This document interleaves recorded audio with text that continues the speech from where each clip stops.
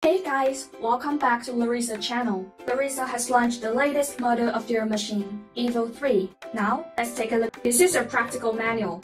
There are 6 languages to suit your needs languages. Almost all of your problems can be solved. And now, let me introduce the robot vacuums. This is the Evo 3.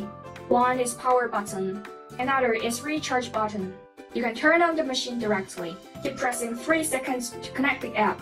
Open the lid. The dust bot has a capacity of 450 ml, which can clean up a lot of waste. And the HEPA can filter dust more effectively. The cleaning tool can clean the hair which is in the brush. There are 2 side brushes because it can be more clean.